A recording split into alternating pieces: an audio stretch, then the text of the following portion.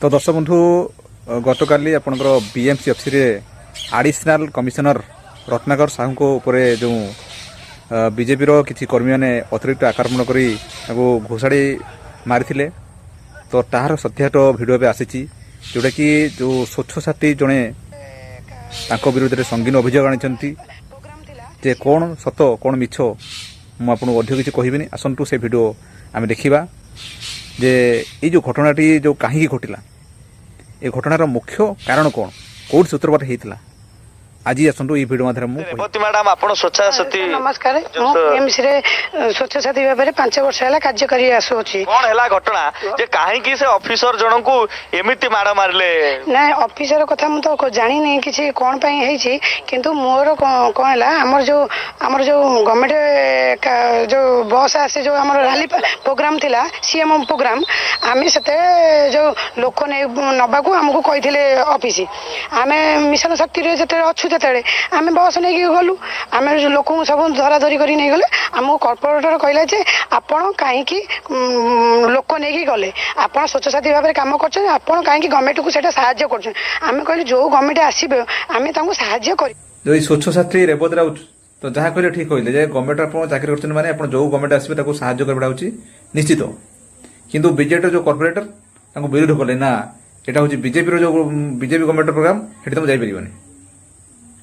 तो एबे आसंतु से कौन कहउछनी हम ताको मोर आमे सुनिबा कॉर्पोरेटर से कहले आपण को आम चाकरी बहिष्कार कर आपण को मु चैलेंज मारुची आपण को मु चाकरी बाहर करके रखिबू नले आपण को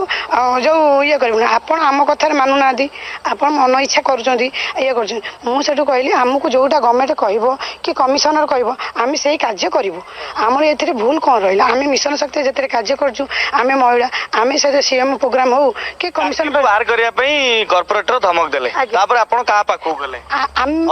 ना ऑफिसर पाखु मु जाइनी मु घरे थी जो सी लिखिकी कॉर्पोरेशन मीटिंग रे पकई कॉर्पोरेशन मीटिंग जिते पकईले आमको ऑफिस मत फोन आसला जे आपण आसतु बोलिकी आमको रत्नाकर सार जे आमको डकईले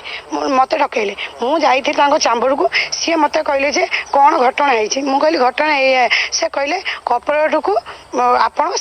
स्वामी सांगे सालिश करके आपण चलतु मुझे मु गोटे स्वच्छ साथी मु कॉर्पोरेटर को सालिश कर चली देखु सी एडिशनल कमिशनर पाखु आसी तो एडिशनल कमिशनर से कहले तुम कॉर्पोरेटर स्वामी सहित सालिश करने चाहते ये देखो कथा बारी बुझ कौन एवं आसतु सी कौन कह शुणा कॉर्पोरेटर को आम भोट देकी जितेजु हाँ कॉर्पोरेटर स्वामी सहित आम कहीं सालिश कर सारी महिला एमती कहीं कहले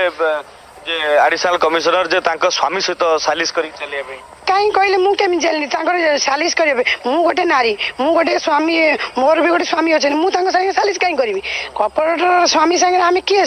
आमे कॉर्पोरेटर सिना आम कॉर्पोरेटर आमे तांको वोट देई जितेइछु तांको स्वामी हमर कोन करछन जे आमे तांको सालिश करिवे हमर से दरकार से कहले आमे तांको बाहर करबी सी एकारी पूरा जोर लगेकी मते बाहर करिया पई जो कमिशन संगे कमिशनर भूल रिपोर्ट देकी मते बाहर कले जे मु कार्यरत करूनी आउ मु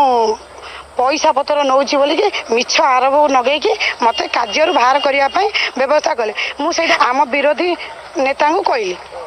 नेता को जो मुझे कहली विरोधी नेता हाँ जगा बाबू को कहली जगा बाबू मुझे कहली हाँ जगा प्रधान को मुझे जो सी कहला कानून कहली मुझे मोर किसी भूल ना मत सी सार सागे कथा सार से जो मोबाइल रे लाउड स्पीकर दे से कथा आम सब सार को सी मिस व्यवहार कले जगह है से मिस व्यवहार कले कहले आम रिपोर्ट पाई ये जगह से कहले कौन रिपोर्ट पाई ना से पैसा नबार से रिपोर्ट पाई जो मुझे बाहर करी किंतु एठी दीटा कथा होची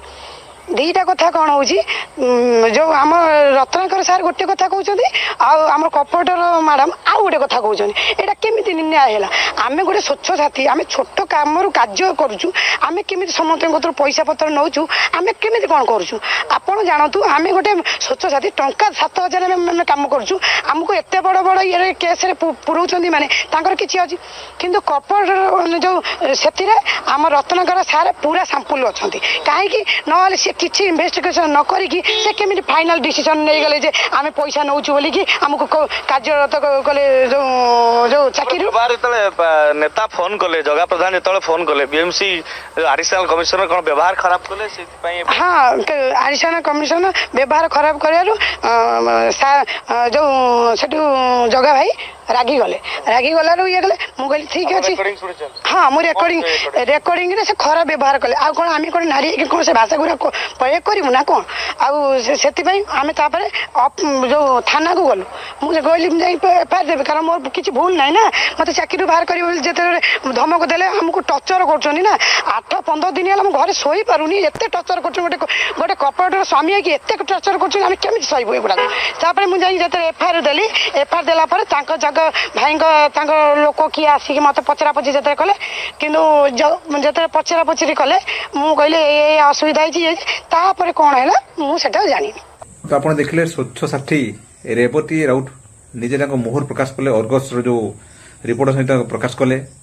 ଯେ ସେଦିନ କଣ ଘଟିଥିଲା, ତାଙ୍କ ମୋହର ପ୍ରକାଶ କଲେ। ଆଉ ତାଙ୍କ ସହିତ କଣ ଘଟଣା ସବୁ ହେଇଥିଲା, କମ୍ପ୍ଲେନ କୋଉଠି ଦେଇଥିଲେ, ସତକୁ ମିଛ ତାଙ୍କ ମୋହର ପ୍ରକାଶ କଲେ। ତ ଏବେ ଆପଣ ଜାଣିପାରୁଥିବେ ଏଇ ଯୋଉ ଭିଡ଼ିଓଟି ଦେଖିକି କିଏ ଦୋଷୀ ଆଉ କିଏ ନିର୍ଦୋଷୀ। ଆପଣ କମେଣ୍ଟ ସେକ୍ସନରେ ଆପଣ ମତାମତ ଦିଅନ୍ତୁ। ଧନ୍ୟବାଦ।